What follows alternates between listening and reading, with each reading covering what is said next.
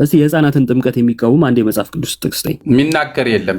ስለ ህፃናት ጥምቀት የሚያወራ የመጽሐፍ ቅዱስ ክፍል የለም። ስለዚህ አንተ ይጠመቁ አይጠመቁ የሚለውን የትኛውን ነው የምትወስነው ወይ የምትናገር የምታምነው? እኔ ያመነ እንዲጠመቅ ነው። ምክንያቱም ህፃናትን ብናጠምቃቸውም ባናጠምቃቸው ስለ ህፃናት ነው የጠየቅኩ። ያመነ ካል ማመን ስለሚችል ሰው ስለ አዋቂ እያወራ ነው። እኔ የጠየቅኩ ስለ ህፃናት ነው። ህፃናት ይጠመቁም አይጠመቁም የሚል ከሆነ አንተ የትኛውን ነው የምትመርጠው? እኔ ኮሬክሽን ሰጪ አይደለሁም። መጽሐፍ ቅዱስ ላይ መጽሐፍ ቅዱስ ዝም ባለበት ስለአንተ እምነት እኮ የጠየቅኩ ስለአንተ እምነት እኮ የጠየቅኩ እኔ እኮ ያልሁት እኔ አሁን ህፃናት ይጠመቁ ብዬ እንዳልን መጽሐፍ ቅዱስ በዚህ ጊዜ አጥምቋቸው የሚል የለም። በሌለበት መጽሐፍ ቅዱስ አይጠመቁ እንድትልስ ምንም ባላለበት ነገር አሁን የአንተ ምርጫ ምንድን ነው የሚሆነው?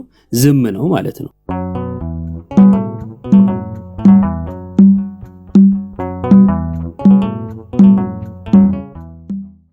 ጻፉ ተብሎ ሲታዘዙ አናይም። አንድ ቀኖና 66 ነው 81 ነው በሉ ሲባልም አናይም። እንደዚህ ነገሮች ስለሌሉ ስላልተጻፉ አይቀነንም ማለት ነው። እንደዛ ከሆነ እንግዲህ እሱን ካንተ ሰማለሁ። ከዚህ አንፃር ስርዓተ ቤተክርስቲያን እንዴት ይሁን የሚለውን ትሰራለች። ለምሳሌ ጥምቀት እንደሚያስፈልግ ለድነት እንደሆነ መጽሐፍ ቅዱስ ይናገራል። መጽሐፍ ቅዱስ ያጠምቃል? አያጠምቅም። ጥምቀቱ በስርዓተ ቤተክርስቲያን ውስጥ ነው የሚከናወነው። ስለዚህ መጽሐፍ ቅዱስ ላይ እያንዳንዱ ነገር ተጽፏል የምትለኝ ከሆነ ሁሉ ተጽፎብኛል ያለውን የራሱን የመጽሐፍ ቅዱስ ነው ማለት ነው። እኔ ካንተ ማወቅ የምፈልገው ኦኬ። የእኔ ጥያቄ ምንድነው?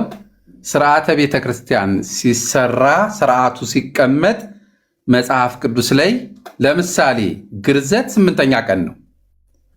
ሰው በ8ኛ ቀኑ እንደሚገረዝ በብሉይ ዘመን ተቀምጧል። ስለዚህ ቁጭ ብሎ ኮሚቴ አይ በህፃንነቱ 8 ቀን ትንሽ ህፃን ነው ትንሽ ቀስ ብሎ ወደ 10 ምናምን ቀን እንውሰደው አይባልም። የተቀመጠ ነገር ነው። በብሉይ ዘመን በ40 ቀን ወንድ በ80 ቀን ሴት ተብላ ተቀምጧል። እሱ መጽሐፍ ቅዱሳዊ ነው። በዚህ ነው የሚያደርጉ። ከዛ በፊት ሴት ወልዳ አይ ብዙ ቀን ቆየው በ70ኛ ቀን ነው የምመጣ ብትል አይቀበሏት። ስርዓት ነው። ይህ ህግ ነው። እናንተ ህጉን ስታወጡ ይህ ህግ በአዲስ ኪዳን ላይ መጽሐፍ ቅዱስ በየትኛው ላይ ተመስርታችሁ ነው ቀን ያስቀመጣችሁት? ስታስቀምጡ 80 ቀን ሴቷ ወደ ቤተ ክርስቲያን እንዳትመጣ ረክሳለች ተብላ ነው። በ40 ቀን ድረስም ወደ ቤተ ክርስቲያን አትመጣም ረክሳለች ተብላ ነው። ስለዚህ እዛ በፊት ክርስቲያን አይደለም ያልጅ ክርስቲያን አይባልም። ከዛ በኋላ ነው ክርስቲያን የሚባለው። ባያምንም እንኳ ሲጠመቅ ነው ይላል። ከየት አመጣችሁት ነው? ሴትና ወንድ እንኳ በመሆናቸው ምክንያት 40 ቀን ዲፈረንስ አምጥቶ የተደረገው ከምኑ ተነስታችሁ ቀነናችሁት? እሺ ቅድም አንተም ጠቅሰው ነበረ። አንድ ሴት ወንድ ልጅ ስትወልድ ለ7 ቀን የረከሰች ናት፣ ማለትም ደም ይፈሳታል። ከዛን የመንጻቷ ጊዜ ደግሞ 33 ነው። በብሉይ ኪዳን እንደምታውቀው 33 ነው። ከዛን 40 ይሆናል ለወንድ ብሎ ተናግሯል። እንደው የ40 ቀን ዲፈረንስ እንዴት ሊመጣ ቻለ ካልክ ለሴት ደግሞ እዛው ጋር ሲናገር አንድ ሴት ልጅ ብትወልድ 14 ቀን ደም ይፈሳታል። ከዛ የመንጻቷ ጊዜ ደግሞ 66 ይሆናል። አንድ ላይ ስንት ይሆናል? 80 በወንድና በሴት መካከል የ40 ቀን ልዩነት እንዴት መጣ የሚለው ጥያቄ አድርገህ የምታቀርበው ከሆነ አስቀድሞ ለማን ተቀበል? ቆይ አንዴ ይሄንማ ተስማምቻለሁ እኮ አንዴ ወዳጅ ለእግዚአብሔር ልታቀርብለት ይገባል። እንዴት 40 ቀን በመሃል ሊኖር ቻለ ስትል ስለነበረ ማለት ነው። ቤተክርስቲያናችን የተመሰረተች እኔ የጠየኩት አልያዝከኝም። ጥያቄ ሳልጨርስ ይግባኝ እንዴት ነው የምታውቀው? ቦርናጌ ንግግር ነዋ። ከንግግር የተረዳው የማይሰማው ንግግር ሙሉን የማይሰማ አሁን አንተ ላቀርብ። ቆይ አንዴ ቦርናጌን አንዴ አትደረብ። አሁን ያቀረብኩት ነገር አንተ መስፈርት አድርገህ ላመጣኸው ነው። እሺ እንዴት በወንድና በሴት መካከል 40 ቀን ሊኖር ቻለ ልዩነት ምናምን ብለህ ስላልክ እሱን ነው ያነሳውልህ። ከምን አንጻር ነው? አንተ ራስህ ካወራኸው ነገር አንጻር ነው። ሁለተኛ ነገር ደግሞ ስጨርስ ልረዳው አልረዳው መወሰን ትችላለህ። ሳልጨርስ ሐሳቤን ልረዳው አልረዳው አታውቅም እና መጀመሪያ ልጨርስልህ። ቤተክርስቲያናችን የተመሰረተችው በሐዋርያት መሰረት ላይ ብቻ አይደለም። መጽሐፍ እንደሚል በሐዋርያትና በነቢያት መሰረት ላይ ታንጻችኋል ነው የሚለው። ነቢያት ሲል የነቢያትን ትምህርት መጽሐፍቱን ጭምር ነው። ብሉይ ኪዳንም ጭምር የክርስቲያኖች መጽሐፍ ነው፣ የክርስቲያኖችም ነው። አዲስ ኪዳንም እንደዛው። በብሉይ ኪዳን የነበረውን ያንን ስርዓት ቤተክርስቲያናችን ትጠቀመዋለች። የቱን? ወንድ ልጅ 40 ሴት ልጅ 80 የሚለውን ይሄንን አምታ ለሐዲስ ኪዳን ሰዎች በተለይ ህፃናት ሲጠመቁ ክርስቶሳውያን እንዲሆኑ የሚጠመቁበትን ጊዜ ከዛኛው ጋር ማለትም አቆጣጠሩን አገናኝታ ስርዓት ሰርታለች። እንዲህ አይነት ስርዓት እንዳትሰሪ የሚላት የመጽሐፍ ቅዱስ ጥቅስ ካለ ልትነግረኝ፣ ከሌለ ደግሞ መስራቷ እንደ ስህተት የሚያሳይም ምናልባት እንደዚህ አይነት ስርዓት መኖሩን የሚቃወምም አለ ብለህ የምታስበውን ትምህርት መጽሐፍ ቅዱሳዊ ሀሳብም ካለ እሱ ልታሳይኝ፣ ካልሆነ ግን የቤተክርስቲያን ስርዓት ከዚህ አንጻር እንደተሰራ። ሁለተኛው ነገር ደግሞ አንድ ነገር አነጻጽሬ ያሳይቼ ነበረ። ምን? ለምሳሌ ቀኖና የግድ ከመጽሐፍ ቅዱስ መገኘት አለበት ስትለኝ፣ አዎ ከመጽሐፍ ቅዱስ መገኘት አለበት፣ ግን ቃል በቃል የተጻፈ መሆን አለበት የሚል ትምህርት የለም አልኩና፣ ካልክ ግን ቃል በቃል መጻፍ አለበት ካልክ ግን እስኪ የአዲስ ኪዳን መጽሐፍትን ቀንናችሁ 27 ነው ወይንም ደግሞ መጽሐፍ ቅዱስ እንዳጠቃላይ 66 ነው 81 ነው በሉ የተባለበትን አሳየኝ ብዬ ነበር አየይዤ። አሁን ስትመልስልኝ ወይንም ሐሳብ የምታነሳም ከሆነ የዚህንም ጥያቄ ምላሽ ከዛ አንተንም ሐሳብ አብረህ አቅርብ። እሺ ቴንክ ዩ። የመጀመሪያው ስርዓተ ቤተክርስቲያን ተብሎ 40 እና 80 የመጣበት ኬዝ አይገናኝም። ከየት አምጥታችሁ ከምን እንዳረጋችሁት እኔ ጥያቄ 80 ቀን ሴቷን ነው የሚያወራው። ሴቷ ሴት ከወለደች እስከ 80 ቀን ድረስ ቤተክርስቲያን እንዳትመጣ ነው እንጂ ስለ ልጅ የሚያወራ የለውም። መዛጋ እንደዛ ያወራል። ማን አለ ወዳጅ? ቆይ እንጃ ያንን አቆጣጠር ቆይ አንደኛ ተጠያቂኛ ነን እየመለስን ነው። አንተ እንደፈለግ ልጨርሰው እንጂ ሐሳቤን እንኳን አልጨረስኩም። ቆይ አንዴ ጥያቄ ጠየቀኝ መለስኩልህ። ምን ብዬ መለስኩልህ? በብሉይ ኪዳን የነበረውን ለሴት ወልዳ የመንጻቷ ጊዜና ደም የሚፈሳትን ርኩስ ነች ተብሎ የተጻፈበትን ጊዜ ደምሮ ለሴት 80 ወንድ ስትወልድ ደግሞ 40 የሚለውን አቆጣጠር በሐዲስ ኪዳን ቤተክርስቲያናችን ለሥርዓተ ጥምቀት ለሕፃናት ጥምቀት ትጠቀመዋለች አልኩኝ። ለምን ተጠቀመችው? እሱ ነው እንደዛ ማድረግ ለምን ለምንድነው ሴቷ አንዴ እንደዛ ያንን አቆጣጠር መጠቀም ስለፈለገችም ስላለባትም ምክንያቱም አልኩ በነቢያትና በሐዋርያት መሰረት ላይ ስለታነጸች። ግልጽ ነው። ትንሽ እንትን ብላ ድምጽህ እንትን ብሏል። ግልጽ ነው። እሺ ለምን ላልከኝ ጥያቄ ባጭሩ በነቢያትና በሐዋርያት መሰረት ላይ ታነጻለች። በብሉይ ኪዳን የነበሩ ምሳሌ ሆነው የነበሩትን በሐዲስ ኪዳን ተዋጅተው እናያለን። ለምሳሌ በደመናና በባህር መሻገር ጥምቀት ተብሎ በብሉይ ኪዳን ነበረ፣ በሐዲስ ኪዳን ጥምቀት ተብሎ እናያለን። ግብፃውያን ምንድነው እስራኤላውያን ከግብፅ መውጣታቸውን ማለት ነው በባህርና በደመና ተጠመቁ ብሎ አንደኛ ቆሮንቶስ ምዕራፍ 10 ላይ ሲያስቀምጥ ስለምናይ፣ ግርዘትንም እንደዛው ልክ እንዲሁ በብሉይ ኪዳን የነበረውን ዋጀችውና ለሐዲስ ኪዳን ተጠቀመችው። እኔ እሱን አጠቃቀማችሁ እኮ ችግር አሁን እኮ አጠቃቀማችሁን ሳይሆን ያሚያወራው እኔ ኢዮብ ሰምተኝ ከሆነ አዲስ ኪዳን ሴት ልጅ ስለወለደች ረክሳለች አይልም። እኔ ስለ ወላጇ አይደለም ያወራሁት። አንተ አይገባህም እንዴ? ስለ ወላጇ አይደለም ስለ ሕፃኑ አቆጣጠር ነው ያወራሁት። እሺ ሕፃኑ ሴት በመሆኗ ለምን 80 ቀን ትቆያለች? ታሰለቻለህ በጣም። እኔ አልኩ የነገርኩ የሕፃናቱን አቆጣጠር ነው እንጂ እናትየዋ ትምጣ አትምጣ እርኩስ ነች አይደለችም የሚል ነገር አላነሳውም። ስለ እናትየዋ አላወራውም። ያወራሁት ለሕፃናቱ ሕፃናት ስለምናጠምቅኛ አቆጣጠሩን ያንን አቆጣጠር ትጠቀመዋለች ነው ያልኩ። ይሄ ግልጽ ነው። አሁን አንድ ጥያቄ ልጠይቅህ፣ ዝም ብሎ ኢንተርቪው ሲሆን ያው እንትን ስለሚሆንብን ማለት ነው። እስቲ የሕፃናትን ጥምቀት የሚቃወም አንድ የመጽሐፍ ቅዱስ ጥቅስ ጠይቅ። የሚናገር የለም። ስለ ሕፃናት ጥምቀት የሚያወራ የመጽሐፍ ቅዱስ ክፍል የለም።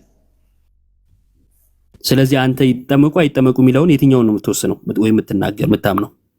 እኔ ያመነ እንዲጠመቅ ነው። ምክንያቱም ህፃናትን ብናጠምቃቸውም ባናጠምቃቸው ስለ ህፃናት ነው የጠየኩ። ያመነ ካልክ ማመን ስለሚችል ሰው ስለ አዋቂ እያወራ ነው። እኔ የጠየኩ ስለ ህፃናት ነው። ህፃናት ይጠመቁም አይጠመቁም የሚል ከሆነ አንተ የትኛውን ነው የምትመርጠው? እኔ ኮሬክሽን ሰጪ አይደለሁም። መጽሐፍ ቅዱስ ዝም ባለበት ስለአንተ እምነት እኮ የጠየኩ ስለአንተ እምነት እኮ የጠየኩ እኔ እኮ ያልሁት እኔ አሁን ህፃናት ይጠመቁ ብዬ እንዳልን መጽሐፍ ቅዱስ በዚህ ጊዜ አጥምቋቸው የሚል የለም። በሌለበት መጽሐፍ ቅዱስ አይጠመቁ እንድትልስ ምንም ባላለበት ነገር በቃ ካላለ አሁን የአንተ ምርጫ ምንድን ነው የሚሆነው? ዝም ነው ማለት ነው። ለምን ይሄን ጥያቄ ጠየቁ? እኔማ ዝም ብያለሁ እኮ የእናንተ ነው የጠየቁኝ እኮ። እኔ እኮ አሁን ጥቅስ አንተ እንደምልስ አንዴ ቦርናጊ በቃ የኛ እምነት ይሄ ነው። የኛን እምነት የምትቃወምበት ምንም አይነት መጽሐፍ ቅዱሳዊ ግራውንድ የለህም። ስለዚህ ሰምተህ ተምረህ የኛን ሐሳብ ሰምተህ ዝም የማለት እንጂ የመሞገት ምንም አይነት አቅም ሌላውን አብራራልኝ። ለምን ሌላውን አብራራልኝ። አንዴ ቦርናጊ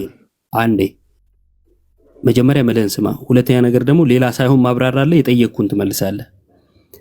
አንተ የህፃናትን ጥምቀት ስትቃወም በዚህ ጥቅስ መሰረት ልክ አይደላችሁም የማለት ድፍረቱም ወይንም ደግሞ ጥቅሱም ወይም ነገር ከሌለ የሚያጠምቁትን መቃወም አትችልም ማለት ነው። የሚያጠምቁትን መቃወም ማትችል ከሆነ ትምህርቱን ትጠይቀናለህ። ከምን አንጻር ነው እንዲህ የምታደርጉት ትለናለህ። ከዚህ አንጻር እንልሃለን አይደለ? ትሰማና ዝም ነው ማለት የምትችለው። ምክንያቱም ለመቃወም መጀመሪያ ግራውንድ ያስፈልጋል። በዚህ መሰረት ማለት ስለሚጠበቅብህ ማለት ነው። አንተ ደግሞ እንደነገርከን በዚህ መሰረት ህፃናት ይጠመቁም አይጠመቁም ማለት አልችልም ስላልክ በቃ ትምህርታችን ይሄ ነው። ሰማ። አሁን የኔን ጥያቄ መልስ። ኦኬ። እኔማ መጽሐፍ ቅዱስ ላይ ያልተጻፈ ስለሆነ እኔ መጽሐፍ ቅዱስ ላይ በሌለ ነገር ላይ በዚህ ቀን ብዬ የምለውም የለኝም። ስለ ቅኖና የጠየቅኩህን እያወራ ነበር። አይ ነገርኩና እየጠበቅኩ ነው። ስለ ቅኖና የጠየቅኩህን መልስልኝ። እኔ እየነገርኩ ነው እኮ። እኔ መጽሐፍ ቅዱስ አላነሳም። እኔ መጽሐፍ ቅዱስ ላይ የተጻፈ ሰው በክርስቶስ ኢየሱስ ማመን ሲችል እድሜው እሱን አይደለም የጠየቅኩ። ኦኬ። ስለ ቅኖናው መጽሐፍ ቅዱስ ላይ ቅኖና ሁሉ ከመጽሐፍ ቅዱስ መውጣት አለበት ስትለኝ፣ እስቲ የመጽሐፍ ቅኖና 66 ወይ 81 የሚለው አንተ 66 አማኝ ስለሆንክ 66 የሚለውን ቅኖና ከመጽሐፍ አሳየኝ፣ ወይም እንዲህ አይነት ቅኖና ቀንኑ ተብሎ የታዘዘበትን አሳየኝ ያልኩ። ኦኬ። መጽሐፍ ቅዱስ 66 ነው ወይስ ከዛ በላይ ነው የሚለውን ቀኖና ከመጽሐፍ ቅዱስ ላይ አሳየኝ ነው የምትለኝ? አዎ፣ ቀኖና ከመጽሐፍ ቅዱስ መውጣት አለበት ስላልክ 66 ብለው ያወጡ ሰዎች የትኛውን የመጽሐፍ ቅዱስ ጥቅስ ጠቅሰው ነው 66 ያሉት? ኦኬ። የመጽሐፍ ቅዱስ ክፍል ጠቅሰው አይደለም። መጽሐፍ ቅዱስ እርስ በርሱ የማይጋጭ ቅኖና ሁሉ የተጻፈ መሆን አለበት ብለኸኛል ነበር ቅድም። አይደለም፣ እሱን አይደለም ያልኩት። እኔ ያልኩት ስርዓተ ቤተክርስቲያን ስልህ በቤተክርስቲያን ያሉ ስርዓቶች ቀኖና እየተወሻሸን አንሄድም። ቅድም አይደለም ስርዓተ ቤተክርስቲያን አንዴ ቦርናጌን ተደርባ አታውራ። 80 እና 60 ማነው 80 እና 40 የሚለውን ቀኖና ቤተክርስቲያን ነው ስልህ ቀኖና ሁሉ ከመጽሐፍ ቅዱስ ነው መውጣት ያለበት። ከየት አመጣችሁት እያልከኝ ነበረ። አሁንም የጠየቁ ቀኖና በቃ የስ ካልክ አሁን የጠየቁም ቀኖና ነው። እሺ ቀኖና የቤተ ክርስቲያን መጽሐፍት አንተ በምታምነው 66 ናቸው የሚለውን የወሰኑልህ አካላት የትኛውን ጥቅስ ጠቅሰው ወሰኑልህ? እሱን አሁን እኔ የቴዎሎጂካል የሆነውን ባክግራውንድ ተነስቼ በዚህ ዓመተ ምህረት እያልኩ ልልህ ዓመተ ምህረት አልጠየኩም። ስለ ዓመተ ምህረት አልጠየኩም። እስከ 451 ስለ ዓመተ ምህረት አልጠየኩም። ስለ ዓመተ ምህረት የጠየኩ ከመጽሐፍ ቅዱስ ጥቅስ ነው። ከመጽሐፍ ቅዱስ ላይ የእግዚአብሔር ለምሳሌ ለጢሞቴዎስ ሲነግረው የእግዚአብሔር መንፈስ ያለባቸውን መጽሐፍቶች ምዕራፍና ቁጥር ለተግዛዝ ምዕራፍና ቁጥር አለ። እሺ ምዕራፍና ቁጥር አንዴ ምዕራፍና ቁጥር ንገረኝ አንዴ ላውጣው። እሺ ጎበዝ። እንዲህ አሁን ጥሩ ነው ጠየቅ ስትደረግ። እሺ ሁለተኛ ጢሞቴዎስ ምዕራፍ 3 ላይ ሁለተኛ ጢሞቴዎስ ምዕራፍ 3 ጳውሎስ ለጢሞቴዎስ ይመክረዋል። እሺ ቁጥር ስንት? 16 እና 17 ቀጥል። የእግዚአብሔር መንፈስ ያለበት መጽሐፍ ሁሉ ለትምህርትና ለተግሣጽ ልብንም ለማቅናት ለጽድቅም ላለው ምክር ደግሞ ይጠቅማል ይላል። ስለዚህ እግዚአብሔር መንፈስ ያለባቸው የታል ቀኖናው የታል? ቆይ እንጂ ሳልናገር ልናገር እንጂ አነበብከው እኮ ቀኖናው የታል? እና አንብቤው እኮ መናገር አልቻሉም። ቆይ እንጂ አንዴ ኧረ አነበብከው። የመጨረሻው ቁጥር እኮ ነው 17 ወዳጅ 17ን አነበብከው። አዎ የእግዚአብሔር መንፈስ ያለበት መጽሐፍ ሁሉ ለትምህርትና ለተግሣጽ ልብንም ለማቅናት በጽድቅም ላለው ምክር ደግሞ ይጠቅማሉ። 66 ይላል አይልም? እኔ ጠየቅኩ ይላል እንዴ? 66 አይል። በቃ እኔ ጠየቅኩ 66 የሚለውን ቀኖና ከየትኛው ተጠቅሰው አመጡ? እነዚህ መጽሐፍቶች መጽሐፍ ቅዱስ ላይ የእግዚአብሔር እስትንፋስ ያለባቸው ናቸው። ሌላ አንዱ መጽሐፍ ጳውሎስ ከተናገረው የማይለያይ ቦርናጌን እኔ አሁን ይኸውልህ ቅድም ስጠይቀኝ በተቻለኝ መጠን የእኛን ትምህርት እያብራራሁልህ ነበር አይደለ? አላብራራም። አሁን አንተን ስጠይቅ 40 እና 80 አላብራራም። እንኳን አላብራራው እንድታምነኝ ይባላል። አላብራራም። እንደውም ወልጭ እንደመሳደብ ስትነይተው ልጠይቅ የነበረው ለመሳደብ አይ በጣም ቆጣ ስትል ተውት ልጠይቅ የነበረው ቆይ ችግር የለውም። ለመሳደብ ስል ነበር ያቆምከው። ከዚህ በኋላ በሱ መልኩ እናወራለን ማለት ነው። አንዴ ችግር የለውም። እሺ አሁን የጠየቅኩት ጥያቄ 66 የሚለውን ቀኖና ቤተክርስቲያን የግድ ከመጽሐፍ መውጣት አለበት ስትለኝ ስለነበረ 66 የሚለው ቀኖና እዚህ ክፍል ላይ ያለው የለም? ባጭሩ እዚህ ጋር የለም እኮ አልኩህ፣ ነገርኩህ። የለም በቃ 4 ነጥብ። ቆይ የለም በቃ የለም። የቱ ጋር ነው ያለው 66 የሚለው? 66 ሚል መጽሐፍ የለም። መጽሐፍቶች ተለቅመው እኮ የት ነው ያለው? እዚህ ጋር የለም ብለኛል። እሺ የት ነው ያለው? የትም 66 ሚል መጽሐፍ የለም። እሺ 66 የሚለው ቁጥር ከየት መጣ? የትም የለም። ቴንኪው። የመጀመሪያ አባቶች በመጀመሪያው የነበሩ አባቶች እነማ እንግዲህ በእነሱን እያንዳንዱን ስም ዝርዝራቸውን አንዱን ችግር የለውም። አንዱን እኔ ብዙ አልፈልግም። አንዱን 66 ያለውን 66 አይደለም እስከ 395 እስከ ካርቴጅ ካውንስል በነበረበት ጊዜ ለምሳሌ ኦርቶዶክስ ዮሐንስ ራእይን አልቀበልም ስትል፣ ካቶሊክ ዕብራውያንን አልቀበልም ስትል፣ ኦርቶዶክስ ዮሐንስ ራእይን አልቀበልም ብላ ነበር። አዎ ማስረጃ አውጣ ማስረጃ። ካርቴጅ ካውንስል የሚለው እኔ በብዙ ኦርቶዶክስ ራእይን አልቀበልም ያለችበትን ማስረጃ አለ። ኧረ እኔ እሱን አሁን ማስረጃ ላመጣልህ ወንድማችን አንተ ካለ። ስለዚህ ቆይ ከእድሜ በላይ ለምን ትዋሻለህ? ማስረጃ ማታመጣበትን ነገር አወራ ለመባል ብቻ እንዳዋቂ ገብተህ ነው። አይ ችግር የለውም። ሚዩት አድርጋ አሁን ሚዩት አድርግ። ከዚህ በኋላ በሚገባ ቋንቋ አወራሃለሁ ማለት ነው። አንደኛ የቤተ ክርስቲያን ታሪክ የአባቴ ህይወት ታሪክ አይደለም፣ እንደፈለክ መጅረጥ እያረክ የምትቀባጠርበት ማለት ነው። ስርዓትና እውቀት ይፈልጋል። አንደኛ ስታወራ በስርዓት ማውራት አለብህ። ሁለተኛ ለምታወራው ነገር ማስረጃ ማቅረብ አለብህ።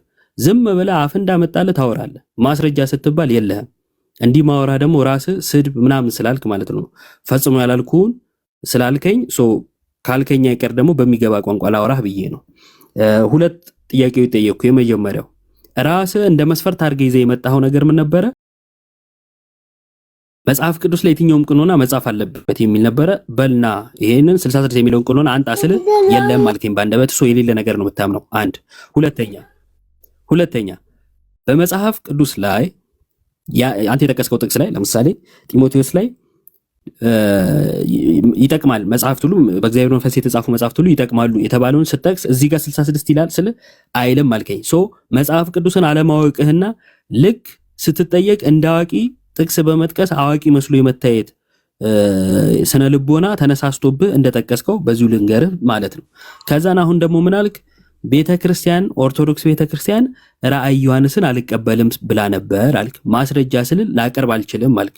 ይሄም የልቦና የወለደው ተረት ነው ማለት ነው። እንደዚህ አይነት እውቀት እንደዚህ አይነት አስተሳሰብ ይዞ ኦርቶዶክሶች ጋር መቆም አይቻልም። ልብህን አስተካክለው፣ ጭንቅላትንም አጥራው። ይሄ በተሰበረ ልብ ሆኖ ታሪክንም የትኛውንም ነገር ለማወቅ መሞከር ጥሩ ነው። እድል ስለተመቻቸ ብቻ አይወራም። እሺ፣ ሁለተኛ እንዳይለመድ እንደዚህ አይነት ነገር። ጨርሻለሁ። የምታወራው ካለ እያየን እንጨምርልሃለን።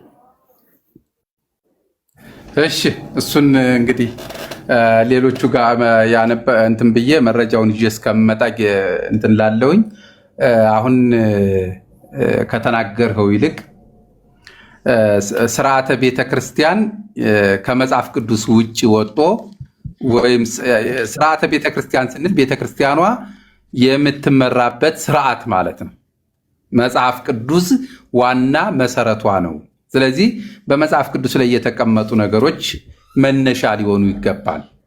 ስለዚህ እናንተ 40/80 ስትሉ በብሉይ ዘመን የተጻፈ ስለሆነ ነው። በአዲስ ኪዳን ይሄን የታመጣችሁት ሲባል እናንተ የላችሁም። በሌለ ነገር ላይ በብሉይ ኪዳን የነበረውን ሂስትሪ አምጥቶ በአዲስ ኪዳን አድርጎ ሴትና ወንድን ጸጋን ለመካፈል ቀን መለየቱ ምን አመጣው? በሰባተኛው ቀን ወይም እንደተወለዱ ወዲያውኑ ለምን ያልተጠመቁት? ምክንያቱም ለምን 80 ቀን መሄድ አስፈለጋት ሴቷ? ወንዱስ 40 ቀን መሄድ ለምን አስፈለገው? ምንም አይነት ሪዝን የለውም።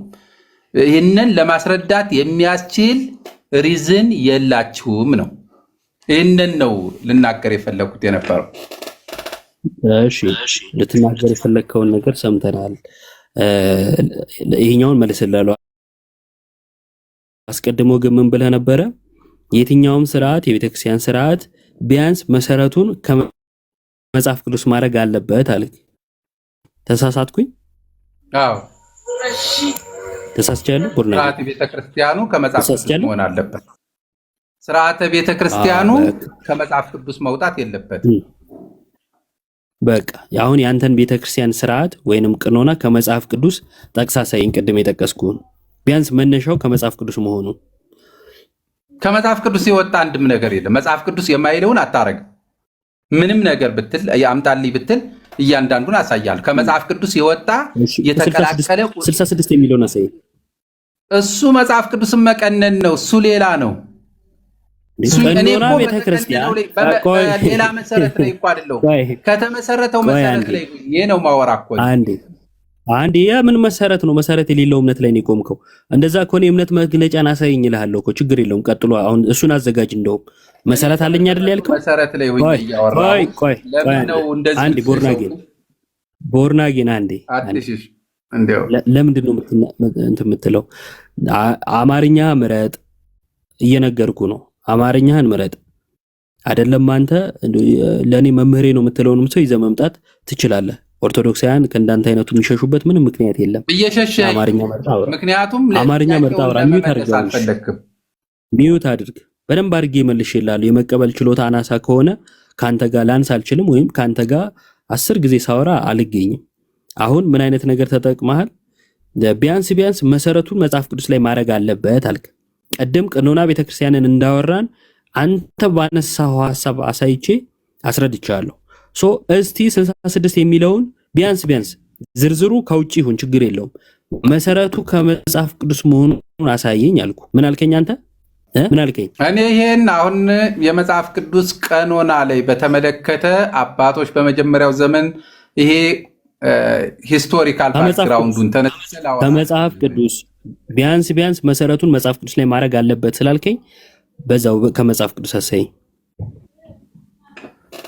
መጽሐፍት ናቸው እኮ እነዚህ። እያንዳንዱ መጽሐፍ ኮሌክት ነው። ምንድናቸው ብያለሁ? እኔ አላልኩ። ያልኩት ምንድነው መሰረቱን መጽሐፍ ቅዱስ ማድረግ ስላለበት የትኛውም ስርዓተ ቤተክርስቲያን ወይም ቀኖና ከመጽሐፍ ቅዱስ መታየት አለበት አልክ። ያንተ እምነት እንደዛ ነው ወይ ስል እኔ ከመጽሐፍ ቅዱስ ይወጣ መጽሐፍ ቅዱሱን ግራውንድ ያላደረገ ምንም አይነት ነገር የለኝም ስላልክ በላንጣ የ66ቱን ግራውንዱ የተነሳበት ወይም መሰረቱን አሳይን ከመጽሐፍ ቅዱስ ጥቅስ ጥቀስ እስኪ። አሁን ጥያቄው እኮ ማይገናኝ ነው እኮ። እኔ ሌላ ጠይቃለሁ፣ አንተ ሌላ ነው የምታወራው። ጥያቄው ለኔ አንተ መልሱ ላይ አተኩር። ሁለታችንም በጭራሽ አልተገናኘንም። እኔ በተመሰረተው መሰረት ላይ በሐዋርያት ትምህርት ላይ አንተ እሺ ቆይ በቃ አንዴ የማቴዎስን ወንጌል ማቴዎስ ጻፈው የሚለው መነሻው መጽሐፍ ቅዱስ ነው አይደለም? ቦርናጌን ኢዮብ አሁን የምትጠይቀው የማቴዎስ ወንጌልን ማቴዎስ ለመጽሐፍ ማስረጃ ወደሚል ነገር ልትሄድ ነው። የጠየቅኩህን መልስ። የማቴዎስን ወንጌል ማቴዎስ ጻፈው የሚለው ሐሳብ መነሻው መጽሐፍ ቅዱስ ነው ወይስ አይደለም? በቃ መጽሐፍ ቅዱስ የእግዚአብሔር መንፈስ ያለባቸው መጽሐፍቶች አልጠየቅኩህም። እሱን የመጀመሪያዎቹ አባቶች ቀንነዋል። አልጠየቅኩህም። እኔ የጠየቅኩህ የማቴዎስን ወንጌል ማቴዎስ ጻፈው የሚለው መነሻው መጽሐፍ ቅዱስ ነው ወይስ አይደለም? መጽሐፍ ቅዱስ ነው። አሳይ። ራሱ ይኸው ማቴዎስ ወንጌል ይላል አይልም። ይሄ አባቶች የጨመሩት ነው። ኋላኛው ክፍለ ዘመን ላይ እየተጨመረ ነው። እኔ ማቴዎስ አላለም። እሺ ቶ አንተ ባልከው እንደውም ችግር የለውም። ታሪክም ስለማታውቅ ወደ ታሪኩም አልወስድም። የማቴዎስ ወንጌል ምዕራፍ 9 አውጣልኝ አንዴ። አሁን ይህን ምን አገናኘው? ቆይ አውጣ። ዝም ብለህ አውጣ። ዝም ብለህ አንብበው ስለማታውቅ የማቴዎስ ወንጌል አውጥቼዋለሁ። ቁጥር 9 አንብልኝ። በቃ ውይይታችን ብዙም አውጣውና አንብበው። እውቀት የሚሆንም አይደለም። ኤኒዌይ ላንብብልህ። መታዘዝ መልካም ስለሆነ እሱን ልታዘዝ። እግዚአብሔር ያክብርልኝ። አንብበው። ኦኬ ምዕራፍ 9 ቁጥር 9 ነው። እሺ ኢየሱስም ከዚያ አልፎ በመቅረጫው ተቀምጦ የነበረ ማቴዎስ የሚባል አንድ ሰው አየና ተከተለኝ አለው። ተነስቶም ተከተለው። ማን ነው እንዲህ ብሎ የጻፈው? ማቴዎስ ነው። እንግዲህ ማቴዎስማ ከሆነ እኔ በመቅረጫው እያለው ኢየሱስ መጥቶ ተከተለኝ አለኝ ለምን አላለም? ሶስተኛው ግን ነው እዚህ ጋር እየጻፈ ያለው። ከመጽሐፍ ቅዱስ ከሆነ ቅድም ያልከኝ ስለ ዮሐንስ አላወራ ነው ያወራነው። ስለ ተመሳሳይ ዮሐንስ አሁን እኔ ዮሐንስ ነኝ የጻፍኩት አይደለም። ስለ ማቴዎስ ነው ያወራነው። ስለሆነ ማለት ስለ ማቴዎስ ነው ያወራነው። አማርኛ አይሰማህም? ማቴዎስ ላይ ቆማ አውራ። ማቴዎስ ጻፈው የሚለው መነሻው ራሱ መጽሐፍ ቅዱስ ነው ካልክ አንጣ መጽሐፍ ቅዱስን ክፍል ብዬ ነበረ፣ ልታመጣ አልቻልክም። ከዛ እኔ ይሄን ጥያቄ እየጠየቅኩ ነው። ራሱ ማቴዎስ ከጻፈው ለምንድን ነው እሱ ራሱ እንደ ሶስተኛ ወገን አድርጎ የጻፈው? አሁን አንተ የምትጠይቀኝ የመጽሐፍ ቅዱስ ቀኖና ላይ ማቴዎስ ወንጌል ከሉቃስ ወንጌል ይመሳሰላል በምን አጠቃላይ በሐሳቡ ይመሳሰላል። ስለዚህ የጠየቅኩህ ላይ አተኩረ መልስ እባክህ። እንግዲህ እዛ ጋር በምን እንደቀነኑት በራሳቸው በማስታወሻ ማቴዎስ የጻፈው አላወራውም። ስለ ቀኖና አሁን ስለ ቀኖና አላወራውም። አይ በጣም ግራ ከመጋባት የተነሳና አላዋቂነት ቤቱን ታውኝም እኔ በዚህ ጋር ይወል በዚህ ና ባንተ አማርኛ ነው ማወራው። አልወስደውም እኔ በመረጥከው ቆይ አንዴ ራስ በመረጥከው ቋንቋ ነው ማወራ። ምንም ታውቀው ነገር ስለሌለ ምንም ነገር ስለማታውቅ አሁን ግራ ተጋብተሃል። ወይኔ እንደዚህ ሚውት አድርግና ስማው። ተደረባታው እየሰማው ነው። አስቀድሞ ራስ እንደ መስፈርት አድርገህ ልክ እንዳዋቂ ይዘህ ስለመጣ አንተ ባመጣው መስፈርት ነው የጠየቅኩ። አንተ ባመጣው መስፈርት ስጠይቅ ማቴዎስ የቆየ እኮ ያረጀ ጥያቄ ነው እኮ ቆየ እኮ ካረጀ መልሱ ማርጅቱ አንተ ጋር ይኖራል አይደለ? መጽሐፍ ቅዱስን ማን ሰጠ? ማቴዎስን ማን ጻፈው? ምናምን በቃ ቴዎሎጂካሊ ያሉ ሰዎች አሉ፣ እነሱ ጋር ታወራለህ። እኔ ያወራው አንዴ ቦርናጌን ቴዎሎጂ ያጠኑ ሰዎች ከነሱ ጋር ታወራለህ አልክ አይደለ? አዎ። ይሄንን ጥያቄ አንተ ያስፈታኛሉን ጥያቄ 40 እና 80ን እንዴት አምጥተህ ሚዩት አድርግና አዳምጥ አንዴ። እሺ አንተ ያመንከው ቴዎሎጂ ያጠኑ ሰዎች ማቴዎስ ጻፈው ብለው ስለነገሩ ነው? ቦርናጌን ወንድማችን ያረጀ ያፈጀ ጥያቄ ነው ብሎ ያረጀውን መልስ አያመጣም። ቆየ እኮ ይሄን ጥያቄ በጣም ቆየ። አንተ ማቴዎስ ጻፈው ብለህ ያመንከው ቴዎሎጂ ያጠኑ ሰዎች ነግረው ነው ወይ? ቴዎሎጂካሊ ይኸውልህ በፊት የነበሩት አባቶች መጽሐፉን ሲቀነን አንተም እኮ አልነበርም፣ ግን ተምረዋል። ይሄንን ደግሞ ተምረው ያገኘሁትን መጽሐፍ ተቀብየዋለሁ። ተግባቦት የሚባል ነገር ታውቃለህ? ከሰው ጋር መግባባት፣ መስማት፣ መመለስ እንደዚህ አይነት ነገሮች ይገቡሃል። የጠየቅኩ አሁን ስለ ቀኖና እንድታወራ ስለ ቤተክርስቲያን ታሪክ እንድታወራ አይደለም። የየትኛውም ነገር መነሻው መጽሐፍ ቅዱስ መሆን አለበት ባልከው መሰረት የማቴዎስን ወንጌል ማቴዎስ ጻፈው የሚለውን እስኪ መነሻውን ከመጽሐፍ ቅዱስ አሳየኝ አልኩ። ከዛን የለህም። እንደውም ጥቅስ ጠቀስኩና ማቴዎስ ራሱ ከጻፈው ለምንድነው ሶስተኛ ወገን አድርጎ ራሱን ማቴዎስ የሚባል በመቅረጫ ተቀምጦ ሳለ ና ተከተለኝ አለው? ለምን አለ? ተከተለኝ አለኝ ለምን አላለም ብዬ ጠየቅኩ። ይህን መልስ አለ ለዚህ? የለኝም መልስ። እሱን ቀኖና ቆይ አንዴ መልስ የለም። ቴንክ ዩ ካሉት ሰዎች ጋር ታወራለህ። መልስ የለም። ቴንክ ዩ እሺ። የለኝም የማቴዎስ ወንጌል እሺ፣ የማቴዎስን ወንጌል ጨምሮ የአዲስ ኪዳን መጽሐፍት የእግዚአብሔር ቃል ናቸው? እኔ አምኜ ተቀብያለሁ። አንተ ካላመንህ እንግዲህ ስለ እምነት አልጠየቅኩም። ማውራትም የለም። አልጠየቅኩም ስለ እምነት። የእግዚአብሔር ቃል ናቸው ወይ ነው ያልኩ።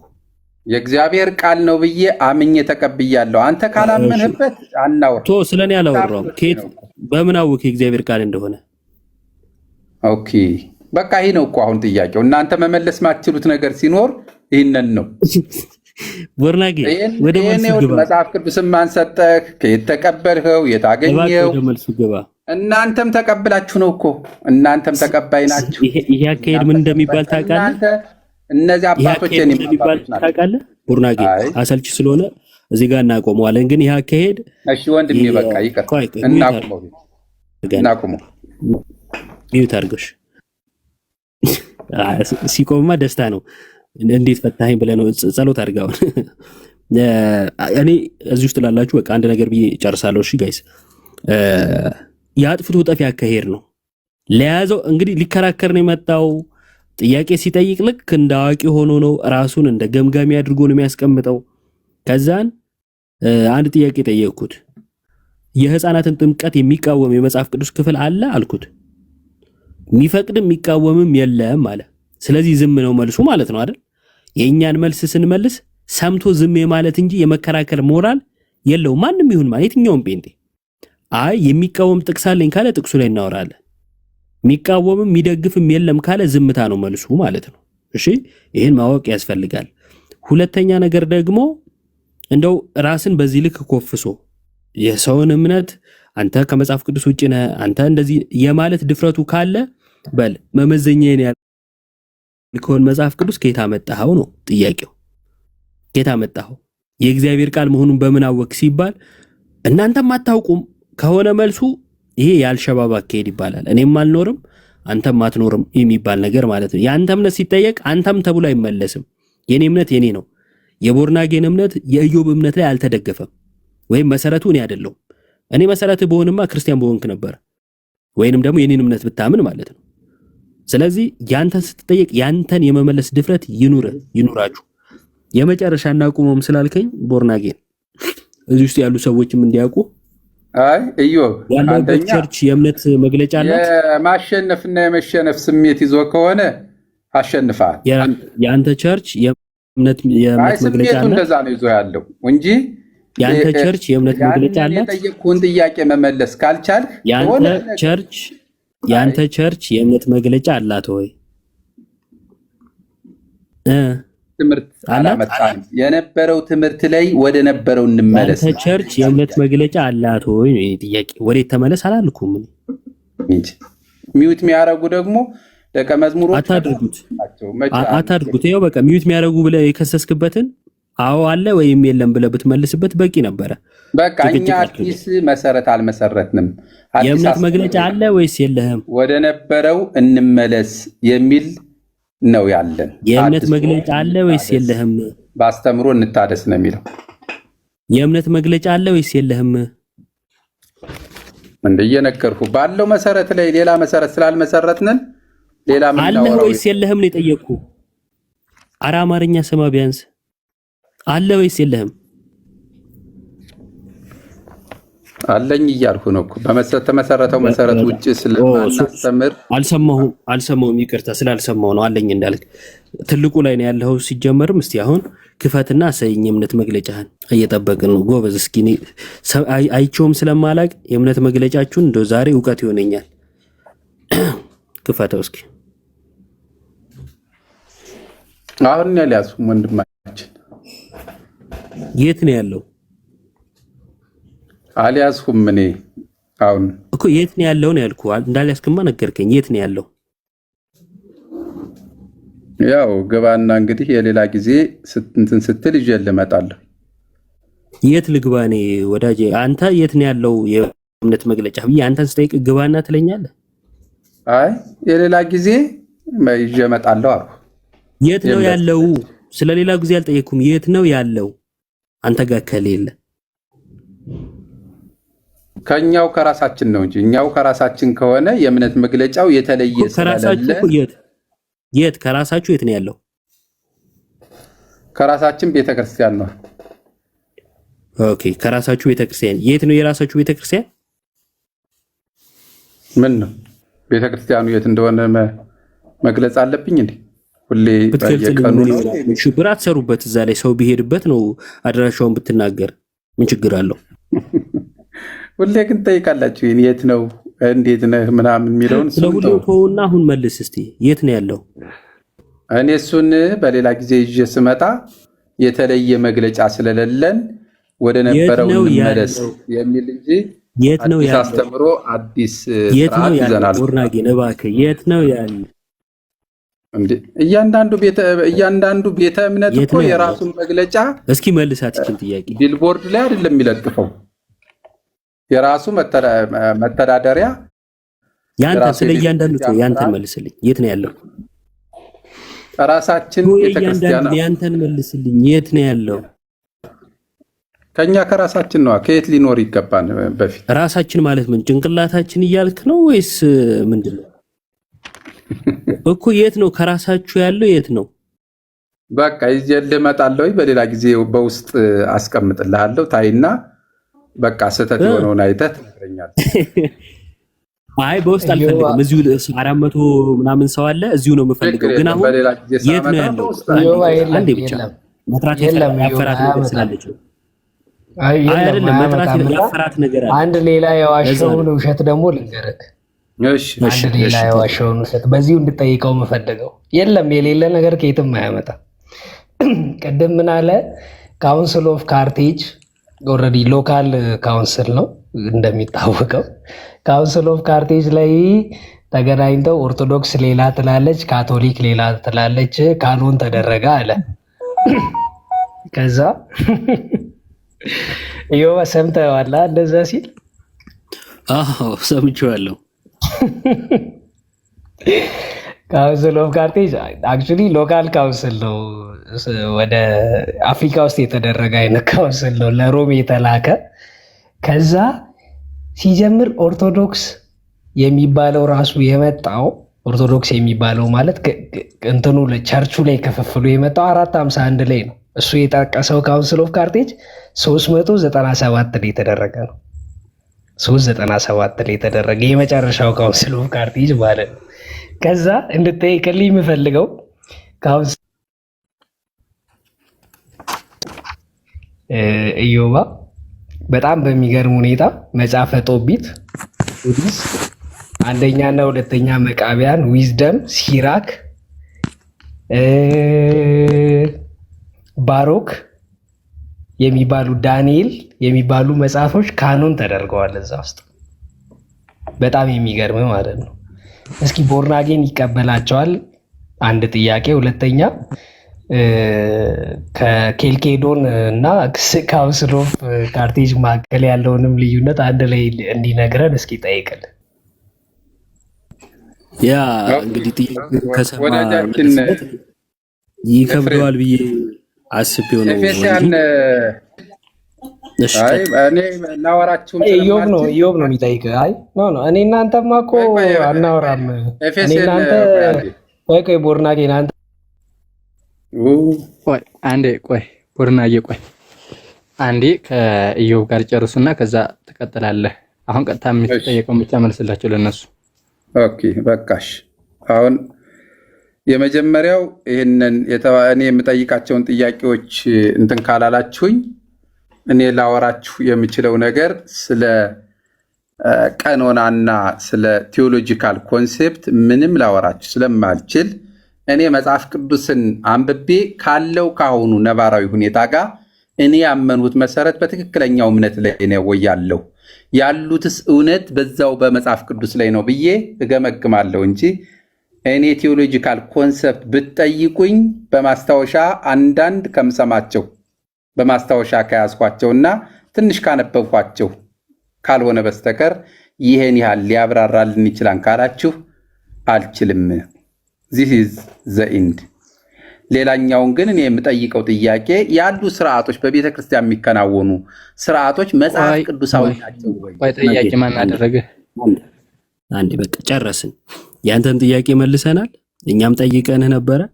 የካርቴጅ ጉባኤ ላይ ኤፊ እንዳለው በዝርዝር የተዘረዘሩ መጽሐፍት አሉ። እሱ ማይቀበላቸው ማለት ነው። የካርቴጅ ጉባኤ ላይ የተወሰኑ አንደኛ የካርቴጅ ጉባኤም ግን 66 አይደለም። አንደኛ ሁለተኛ አይቀበላቸው የሱ ብቻ ሳይሆን አንዳንድ የአትናቴዎስንም ይጠቅሳሉ እንደዛው ማለት ነው። ዝርዝሩን ስናይ ሌላ ነው እና የጨነቀ ዕለት ነው የሆንከው። ለማንኛውም ያንተን ጥያቄ ስለመለስን 10 እኔን አልመለሳችሁልኝም። ቀምቀው የማትቀበለው ነገር ስለሆነ ቆይ አንዴ መልሳችኋል እንድትለን እንኳን አንጠብቅም። አመቱን ሙሉ 100 ሰው መጥቶ ቢመልስልህ አዎ መለሳችሁልኝ አትልም። ይሄን እናውቃለን። ነገር ግን ስትጠይቀን እምነታችንን ተናገረን። አንተን ግን ምናልን ይሄን የምትቃወምበት አንድ መስፈርት አለ ወይ? ወይም የሕፃናት ጥምቀት የሚቃወም የመጽሐፍ ቅዱስ ጥቅስ አለ ስለ የሚፈቅድም የለም የሚቃወምም የለም ስትል አበቃ። ዛጋ ጠያቂ ብቻ እንጂ ተከራካሪ መሆን አትችልም። አንዴ ወዳጄ ቡርናጌን ዘጋ ነው። እሺ እናንተ ሰው ሚውት አድርገው እባክህ። በቃ ጨረስን። ጠየከን መለስን። ደጋግመህ ጠየቅ። ወንድሞችን መልሰውልህ ነበረ። እኔም እንዳቅሜ መልሼልሃለሁ። አንተ ግን አዎ መለስክልኝ ኢዮብ አመሰግናለሁ እንድትለኝ ስለማልጠብቅ አሁን ደግመህ ብታወራውም አስፈላጊ አይደለም። ዘግተናል። ቡርናጌን ሚውት የሚያደርጉ ሰዎች አሉ እየተከተሉ። ኤኒዌይስ አዎ አላስወራ ስላልክ ነው። በቃ ጨርሰናል። እኔ ነኝ የማረግ እኔ ነኝ ቡርናጌ እኔ ነኝ የማረግህ። በቃ አበቃ ብለህ እኮ ዘግተሃል አይደል? ስለዚህ ሌላ ምን ሐሳብ አለ?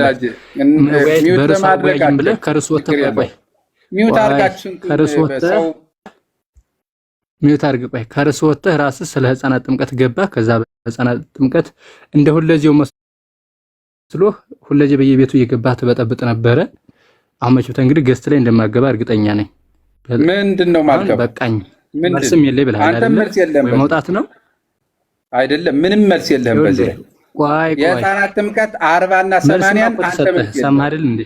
መልስም የለህም። ቆይ መልስ እንዳለ እኮ ተነገርክ አይደል እንዴ? እስከዛ በላይ ምን አይነት ነው? ሃይፖቴሲስ ነው የሰራው እኮ አውቃለሁ። ቆይማ ቡርናጌ አውቃለን። እንግዲህ አመት ሞላን ተው።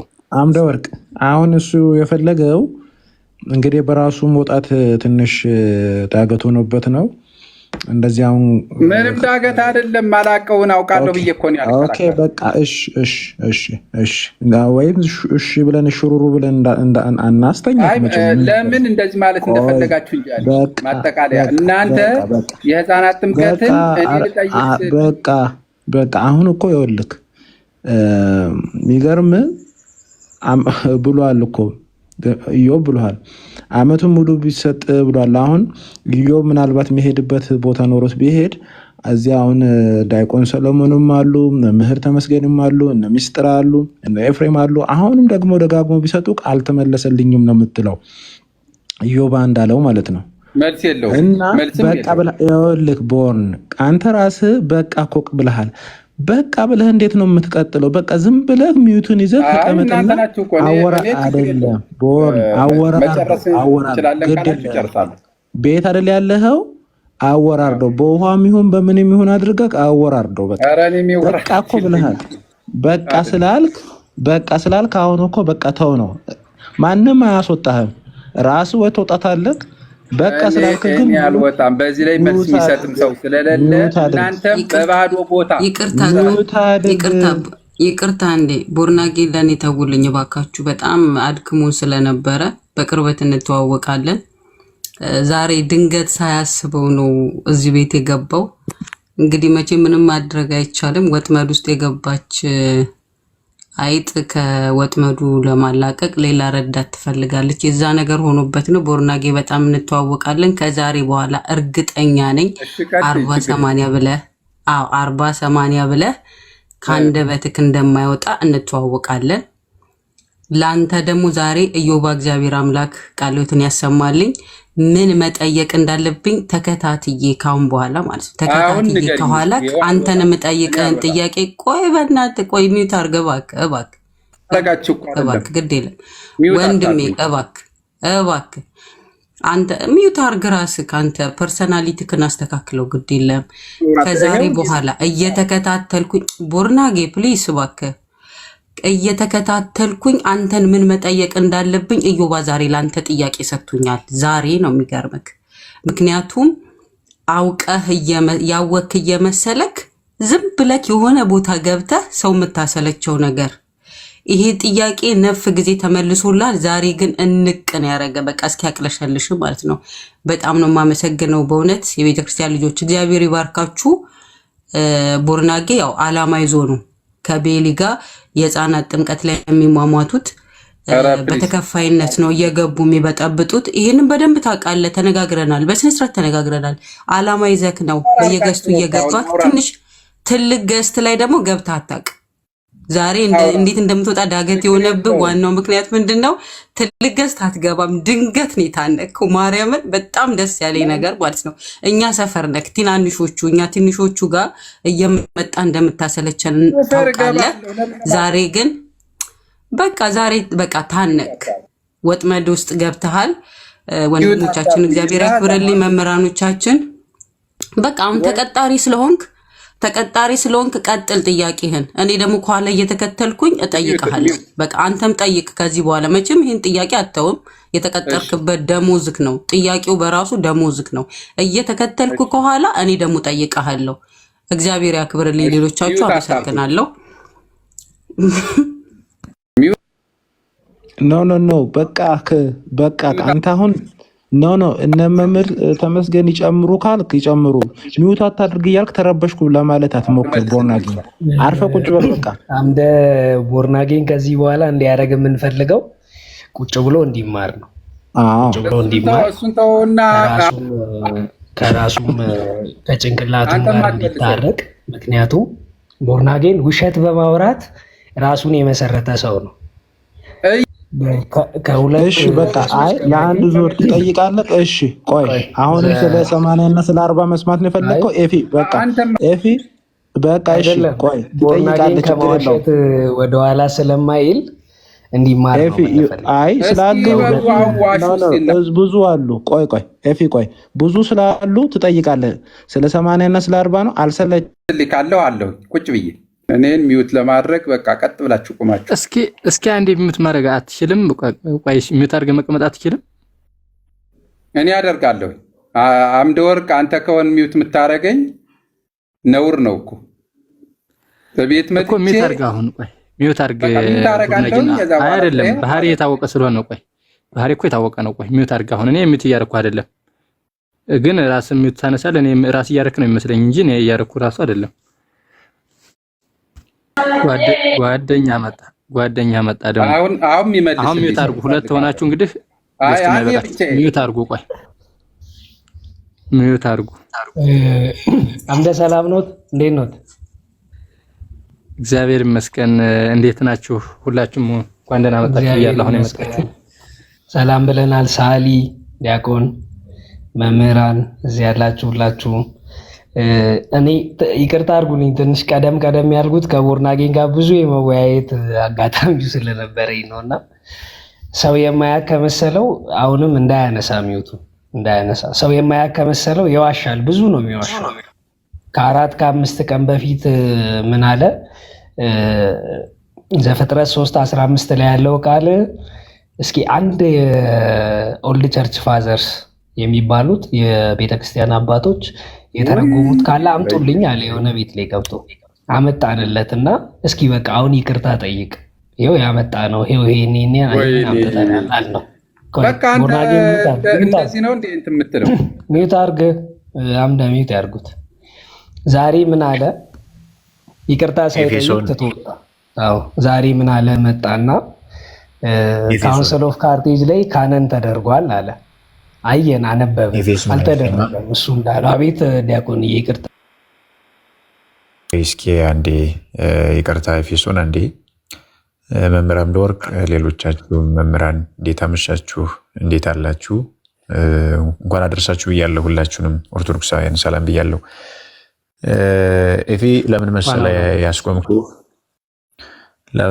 ያስቆምኩህ? በቂ ነው በቃ። አሁን እኔ በግሌ ቦርናጌን ጋራ ላልወያይ በራሴ ቃል ገብቻለሁ። ትናንትና መምህርን ባቆም ቤት 5-6 ከዛም ጊዜ በላይ ቦርናጌን ጋር ብዙ ጊዜ ተወያይተናል። በስላሴም በስጋዊም ላይ በሌሎችም ላይ እና ቦርናጌን ስለሱ መናገር አስፈላጊ ነው ብዬ አላስብም እና በቂ ነው የዛሬው ውይይትም።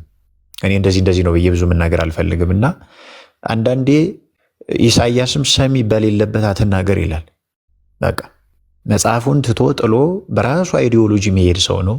እስቲል የቤተ እምነቱን የእምነት መግለጫ ማቅረብ አይችልም። የለውም፣ ከየት ያመጣዋል? ታድሶ መግለጫ የለውም። እሱና መሰሎቹ ቤተክርስቲያንን ለማፍረስ ውርውር የሚሉ አካላት ናቸው እና ይበቃዋል ነው። አሁንም እዚህ አስቀምጠህ አስተምሯለሁ አይቻልም። እኔ አሁን መውረድ ነው ያለበት። ቦርናጌን ከምናስወርድህ አንተ ራስህ ውረድ፣ ፖለቲካ አትስራ።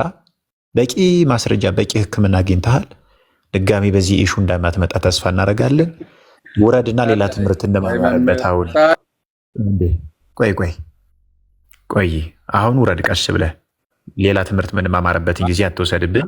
ሌሎቹ ጋር እንድንወያይ ራስህ ውረድ። እኛ ከምናውርድህ አንተ ራስህ ውረድ እና ሌሎቹ ፕሮቴስታንቶች ካሉ ይግቡና በእርሱ ላይ እንወያይ።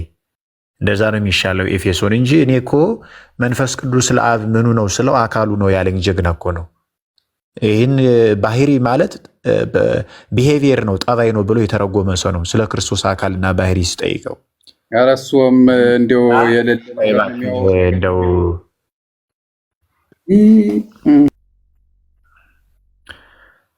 በል ይበቃል። ሰላም እደር። ድጋሜ እንደማትረብሸን ተስፋ አደርጋለሁ። እግዚአብሔር ያክብርልኝ። እንደዚህ ነው የሚሻለው።